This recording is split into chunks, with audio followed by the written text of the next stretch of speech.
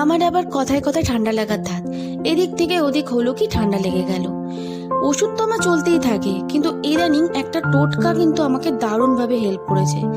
আগে যে হারে আমি ওষুধ খেতাম, এখন কিন্তু আমি ওষুধ খাই না বললেই চলে। কারণ এই চাটা, এটা আমি একদিন বাদে বাদেই করে খাই। আদা, তুলসী পাতা, গোলমরিচ, লবঙ্গ আর চা পাতা দিয়ে ভালো করে ফুটিয়ে নিই, যাতে এর গুণটা পুরো চায়ের মধ্যে ঢুকে যায়।